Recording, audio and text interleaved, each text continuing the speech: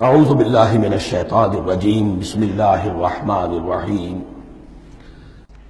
سابقہ امت مسلمہ بنی اسرائیل، ان کے ساتھ خطاب کا سلسلہ سورہ بقرہ میں 5ویں رکوع سے شروع ہوا اور 15ویں رکوع کے آغاز تک چلے گا۔ یہ 10 رکوع ہے۔ عرض کر چکا ہوں بار بار، اور اس کو میں چاہتا ہوں آپ اچھی طرح ذہن نشین کر لیں کہ اس میں سے پہلا رکوع جو ہے وہ دعوت کا ہے، وہ بہت فیصلہ کن ہے۔ یہی وجہ ہے کہ دیکھیے اس رکوع کا آغاز ہوا یا بنی اسرائیل اذکروا نعمتی التی انعمت علیکم واوفوا بعہدی اوف بعہدکم وایای فارہبون، اور خود بخود ظاہر ہو رہا ہے اسلوب کلام سے کہ اگلے رکوع سے بات کا رنگ بدل گیا ہے۔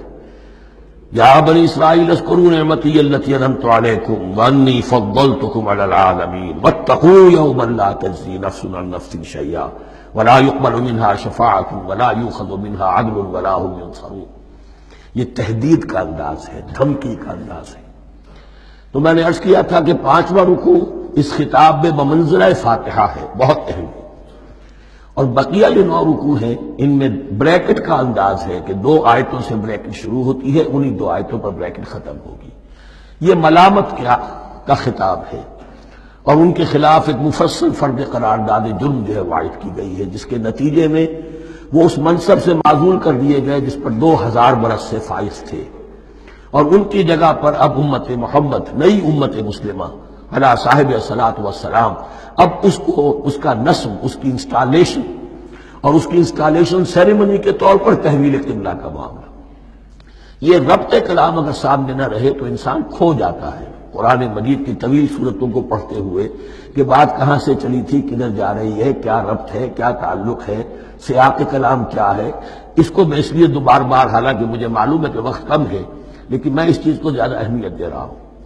اب ان 9 رکوعوں کے مضامین میں کچھ تو واقعات ہیں، تم نے یہ کیا، تم نے یہ کیا، تم نے یہ کیا، ظاہر بات ہے ترجمہ تو کرنا ہوگا، کچھ مختصر وضاحت بھی کرنی ہوگی، لیکن ان کے تفصیل میں جانے کی ضرورت نہیں ہے۔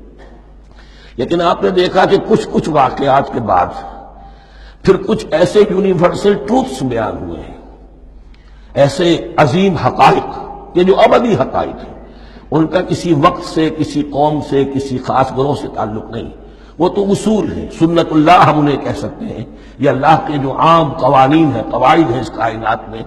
ایک تو قوانین ہے طبعیہ، فزیکل لاز، ایک مورل لاز ہے کہ جو اس دنیا میں اللہ تعالیٰ کی طرف سے کار فرما ہے۔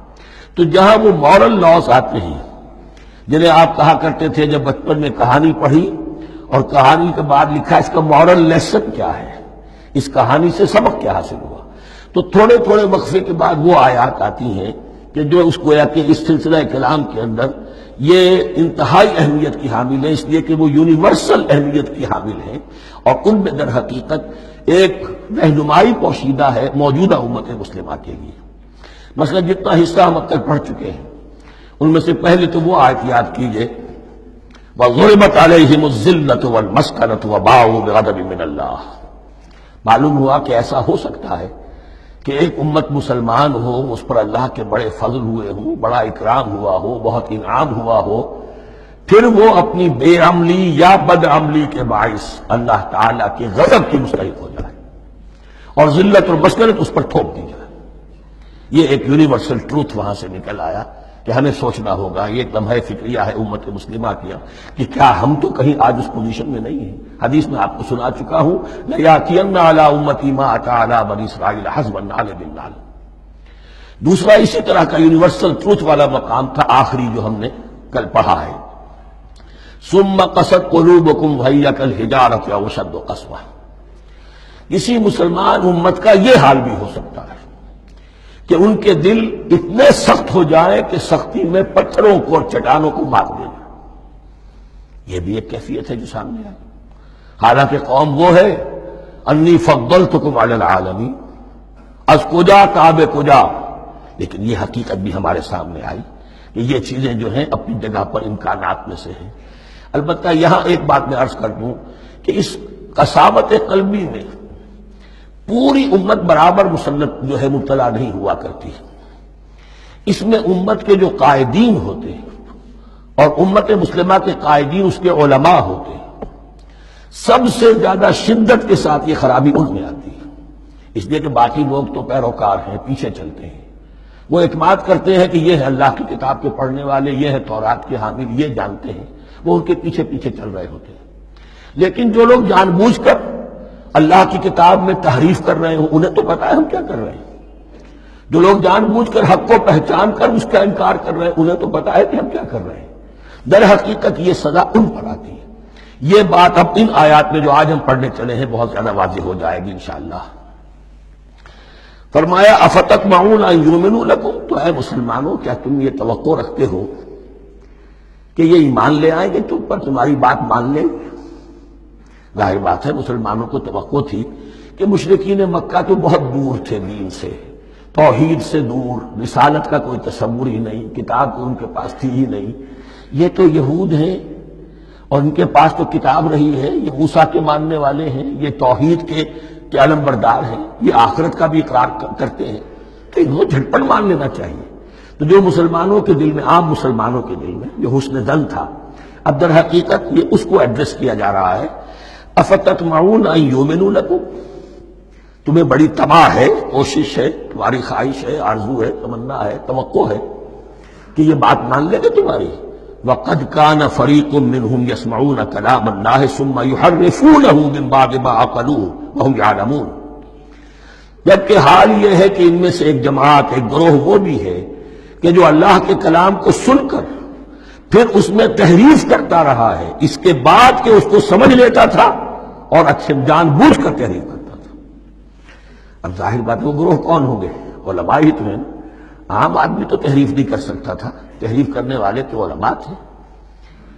افتؤمنون ان یؤمنوا لکم وقد کان فریق منهم یسمعون کلام اللہ ثم یحرفونہ من بعد ما عقلوہ وهم یعلمون واذا لقوا الذین آمنوا قالوا آمنا۔ اب دیکھیے ایک بات بڑی عجیب سامنے آئے گی کہ جس طرح منافقین مسلمانوں میں تھے، ایسے ہی منافقین یہود میں بھی تھے۔ یہود میں سے کچھ لوگ ایسے تھے کہ جن پر حق جب منکشف ہو گیا، اور کچھ ان کی صالح فطرت بھی تھی، اب وہ آنا چاہتے تھے اسلام کی طرف، لیکن اپنے خاندان کو، گھر والوں کو، اپنے کاروبار کو، اپنے قبیلے کو چھوڑنا بھی ممکن نہیں تھا، اور قبیلوں کی سرداری جو ہے وہ ان کے علماء یہود کے پاس ہے۔ تو دل ان کے کچھ صاف ساتھ آ چکے تھے اہل ایمان کے، اور جب وہ اہل ایمان سے ملتے تھے تو کبھی کبھی باتیں بھی بتا کہ ہاں یہ بات جو محمد کہہ رہے یہ تورات میں لکھی ہوئی تھی، واقعی یہ بات یوں ہی تھی۔ اب اس کے بعد جب وہ جاتے تھے اپنے شیاطین کے پاس، وہی شیاطین ان کے علماء، ان کے بڑے سرکردہ لوگ، تو وہ جا کر انہیں ڈانٹ ڈپٹ کرتے تھے، بے وقوفو یہ کیا کر رہے ہیں تم، یہ بات بتا رہے انہیں تاکہ اللہ کے ہاں جا کر وہ تم پر حجت قائم کرے کہ انہیں پتا تھا اور پھر بھی انہوں نے نہیں مانا۔ اب یہ ان کا آپس کا مکالمہ ہو رہا ہے۔ وَإِذَا لَقُوا الَّذِينَ آمَنُوا قَالُوا آمَنَّا، اور ان میں سے کچھ لوگ ہیں کہ جب ملتے ہیں اہل ایمان سے تو وہ کہتے ہیں ہم ایمان لے آئے۔ وَإِذَا خَلَا بَعْضُهُمْ إِلَىٰ بَعْضٍ، اور جب وہ خلوت میں ہوتے ہیں ایک دوسرے کے ساتھ، قالوا، وہ کہتے ہیں اتحدثونہم، کیا تم بتا رہے ہو ان کو، بما فتح اللہ علیکم، وہ باتیں جو اللہ نے کھولی ہے تم پر، لیحاجوکم بہ عند ربکم، کہ وہ تم پر حجت قائم کرے تمہارے رب کے پاس، کہ اللہ اس نے مانا تھا کہ ہاں تورات میں یہ ہے، تو تم ذرا عقل سے کام لو، یہ حقیقتیں جو تورات کے ذریعے سے ہمیں معلوم ہے مسلمانوں کو مت بتاؤ۔ اس پر اللہ کا تبصرہ کیا ہے؟ افلا تعقلون، یہ تو ابھی انہی کا قول ختم ہوا کہ کیا تم عقل نہیں ہے کہ تم ایسا بے وقوفی کا کام کر رہے ہو؟ اولا یعلمون، یہ تبصرہ اللہ کا، تو کیا یہ لوگ نہیں جانتے ان اللہ یعلم ما یسرون وما یعلنون، کہ اللہ تو جانتا ہے وہ سب کچھ بھی جو وہ چھپاتے ہیں اور وہ سب کچھ بھی جسے وہ ظاہر کرتے ہیں۔ تو چاہے یہ باتیں مسلمانوں کو بتاؤ نہ بتاؤ، اللہ کی طرف سے تو محاسبہ ہو ہی جانا ہے، لہذا یہ بھی ان کی ناسمجھی کی دلیل ہے۔ صدق اللہ العظیم۔